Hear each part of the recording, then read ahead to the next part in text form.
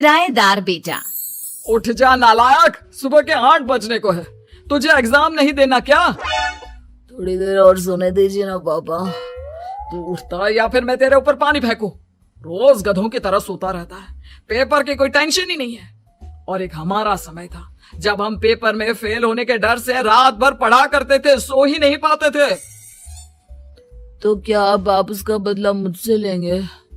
मैं 15 मिनट बाद उठ जाऊंगा, आप प्लीज जाइए, मुझे डिस्टर्ब मत कीजिए। इतना कहकर रौनक रजाई ढककर फिर से सो जाता है। तू ऐसा नहीं मानेगा, रुक मैं अभी पानी लेकर आता हूँ। बस फिर क्या था, इतना कहकर वो भागते हुए बाथरूम में जाते हैं और पानी की एक बड़ी सी बाल्टी लाकर रौनक के ऊपर फेंक देते हैं। पानी पड़ते ही रौनक झट से उठ जाता है। ये आपने क्या किया पापा? अब तो उठेगा नहीं तो यही करना पड़ेगा ना। वैसे थैंक्स डैड, आपके कारण ना अब मुझे नहाने की भी जरूरत नहीं पड़ेगी।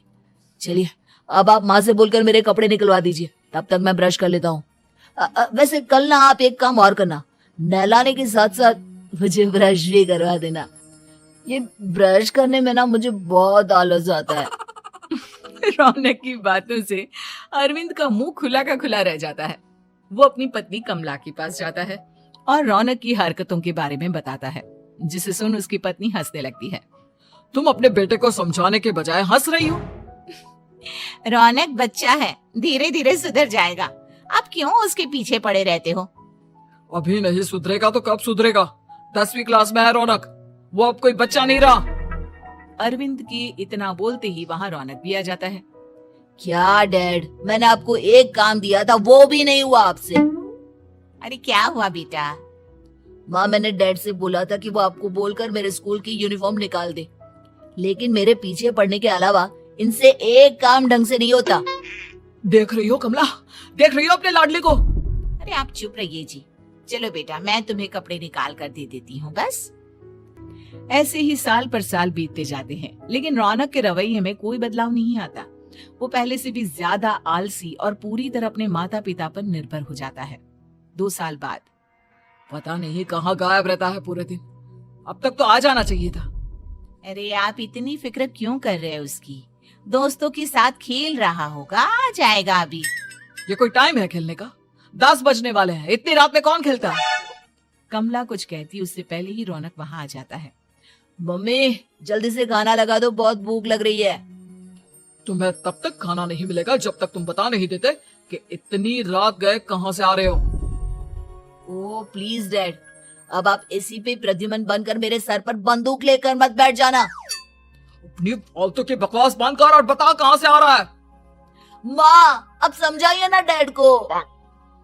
बता देना बेटा, इनको भी तसल्ली हो जाएगी। आप बोल रही हैं तो बता देता हूँ, मैं दोस्तों के साथ मूवी देखने गया था, इसलिए देर हो गई।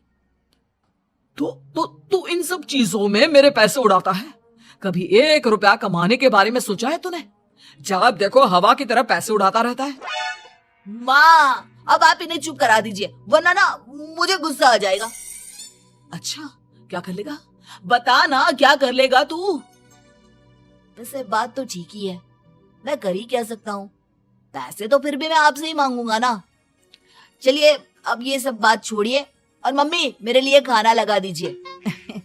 अभी लगा देती हूँ बेटा। मैं बता रहा हूँ कमला, एक दिन ये ऐसे ही बिगड़ जाएगा। उफ़ो, आप क्यों इतना पीछे पड़े रहते हो मेरे बच्चे के? बात की बाद में देखेंगे, अभी आप शांति से उसे खाना खाने देंगे। अगले दिन। डैडी मुझे 10,000 रुपए चाहिए। हाँ? अब इतने पैसे क्यों चाहिए तुझे? डैड अब बिना सवाल किए कभी पैसे नहीं दे सकते क्या? जब तक तू बताएगा नहीं तुझे पैसे भी नहीं मिलेंगे। अरे अब आप अपने बेटे को पैसे भी नहीं दे सकते? नालायक, तेरी उम्र के लोग नौकरी करते हैं और एक तू है जो नौकरी करने का नाम ही नहीं लेता कभी। आप लोगों के होते हुए भला मैं नौकरी क्यों करूं? अरे हम कब तक पैसे देंगे तुझे? तुझे भी तो अपने पैरों पर खड़ा होना होगा ना। कौन सा उधार के पैरों पर खड़ा हूँ? अपने ही तो पैरों पर खड़ा हूँ मैं। इसी तरह रौनक दिन प्रतिदिन लापरवाह होता जाता है उसकी लापरवाही को देखते हुए अरविंद और कमला अपने बेटे की शादी कराने का फैसला लेते हैं और 1 महीने के अंदर अंदर ही रौनक की शादी मेघा नाम की लड़की से करा देते हैं। शादी के कुछ दिन बाद, रौनक, मुझे एक अच्छी सी साड़ी चाहिए, आप ला दोगे ना? हाँ, क्यों नहीं। कितने तक की आती है साड़ी? यही करीब 5,000 तक की। तुम चिंता मत करो, मैं आज ही डैडी से पैसे मांगकर तुम्हारे लिए साड़ी ले आऊंगा। आप कब तक ऐसे ही अपने पापा से पैसे मांगते रहेंगे? कोई अच्छी सी नौकरी क्यों नहीं कर लेते आप? अरे डैड के होते हुए मुझे नौकरी करने की जरूरत ही क्या है? पर आप ऐसे कब तक उनसे पैसे मांगते रहेंगे? कुछ आपको अपने दम पर भी तो करना होगा ना। अब तुम भी बाकी लोगों की तरह मुझे ज्ञान देना शुरू मत कर देना। साड़ी चाहिए ना तुम्हें, मिल जाएगी बस। इतना कहकर रौनक अपने पिता से पैसे मांगने चला जाता है। डैडी, मुझे 5,000 रुपया चाहिए। अब 5,000 क्यों चाहिए तुझे? वो मेघा को साड़ी चाहिए थी। अरविंद आगे बिना कुछ कहे चुपचाप उसे पैसे निकाल कर दे देता है। कुछ दिन बाद, तुम्हें नहीं लगता कमला, रौनक हम पर पहले से भी ज्यादा डिपेंड हो गया है? मुझे तो अब उसके भविष्य की चिंता होने लगी है। कल को हमें कुछ हो गया तो वो क्या करेगा? काश तुमने पहले ये सोच लिया होता तो आज हमारा बेटा इतना लापरवाह नहीं होता। तब मुझे कहाँ पता था कि मेरा लाड़ प्यार उसे इतना बिगाड़ देगा कि वो इस हद तक लापरवाह बन जाएगा। कोई बात नहीं, अभी भी देर नहीं हुई। मुझे पता है उसे कैसे सुधारा जा सकता है। कैसे? अरविंद कुछ कहता उससे पहले रौनक वहां आ जाता है और पैसों के लिए हाथ फैलाने लगता है। डैड, मैं और मेघा बाहर घूमने जाना चाहते हैं। अरे वाह, ये आज सूरज कहाँ से निकला है? Dad please. अच्छा चलो अब मुद्दे की बात करो। मुझे अब 25,000 चाहिए। अब तुम्हें 1 रुपया भी नहीं मिलने वाला। अगर तुम्हें पैसों की इतनी ही जरूरत है तो कोई ढंग की नौकरी कर लो। मम्मी, आप कुछ कहिए ना डैड को। बेटा, वो गलत क्या बोल रहे हैं? ये सब हम तेरे भले के लिए ही तो कर रहे हैं। मम्मा, मैंने बताया ना आपको, मुझे नहीं करनी कोई जॉब वॉब। तो ठीक है, निकल जाओ हमारे घर से। तुम्हारे जैसे लोगों के लिए मैंने ये घर खड़ा नहीं किया है। जितना ये घर आपका है ना, उतना ही मेरा भी है। मैं कहीं नहीं जाने वाला। जाना तो पड़ेगा ही तुझे, क्योंकि अब मैं तेरा कोई भी खर्चा नहीं उठाने वाला। ठीक है, मत उठाइए मेरा खर्चा, मैं अपने दम पर भी जी सकता हूँ। तो बेशर्मों की तरह अब तक यहाँ क्यों खड़ा है? अपना सामान ले और निकल जाए यहाँ से। रौनक पैर पटकते हुए वहां से चला जाता है। घर से निकालना जरूरी है क्या उसे? बिना पैसों के कौन रखेगा उसे किराए पर? अगर उसका भविष्य सुधारना है तो हमें अपने दिल पर पत्थर रखकर ये कदम उठाना ही होगा। दोनों बात कर रहे होते हैं कि रौनक अपनी पत्नी के साथ एक बड़ा सा बैग लेकर घर से निकल जाता है, लेकिन घर से बाहर उसे कोई भी मुफ्त में अपने घर किराए पर नहीं रखता। अंत में थक हार कर वो फिर से अपने घर चला जाता है। क्या हुआ? थोड़ी देर पहले तो दहाड़ते हुए घर से निकला था, अब क्या हुआ? नहीं रखा ना किसी ने तुझे किराए पर? डैड प्लीज, मैं कुछ दिनों में कोई अच्छी सी नौकरी शुरू कर दूंगा। आप तब तक तो हमें रख लीजिए प्लीज। सुबह से रात हो चुकी है लेकिन कोई हमें रखने को राजी नहीं है। अब आप ही बताइए, इतनी रात को मैं मेघा को लेकर कहाँ जाऊंगा?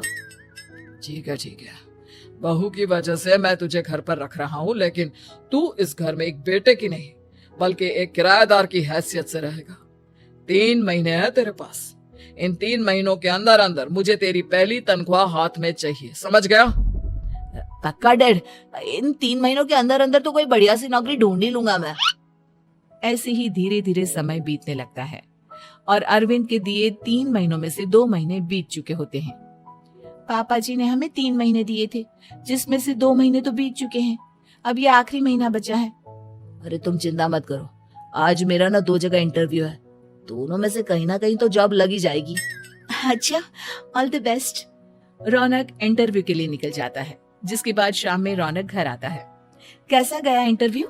आपकी नौकरी लगी या नहीं? अरे पहले सांस तो ले लेने दो अच्छे से। बताइए ना, मुझसे तो जरा भी इंतजार नहीं हो रहा है। वो दरअसल बात यह है कि मेरी नौकरी तो लग चुकी है लेकिन पैसे बहुत कम है। कितने पैसे हैं? 15,000। इतने में अरविंद और कमला मिठाई का डिब्बा लेकर आ जाते हैं।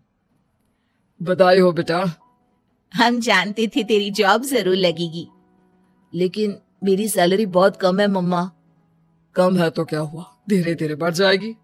हाँ बेटा, हम तो बस चाहते थे कि तू अपने पैरों पर खड़ा हो जाए। मतलब अब आप मुझे घर से नहीं निकालेंगे? नहीं, ये सब हमने तुझे जिम्मेदार इंसान बनाने के लिए किया था। Thank you mummy papa.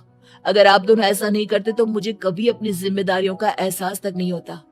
आज आपने मुझे सिखा दिया कि इंसान का अपने पैरों पर खड़ा होना भी जरूरी होता है। इतना कहकर रौनक झट से अपने माता पिता के गले लग जाता है और अपनी कमाई की पहली तनख्वाह वो अपने माता पिता के हाथ में सौंपता है। इस तरह रौनक एक गैर जिम्मेदार व्यक्ति से एक जिम्मेदार व्यक्ति बन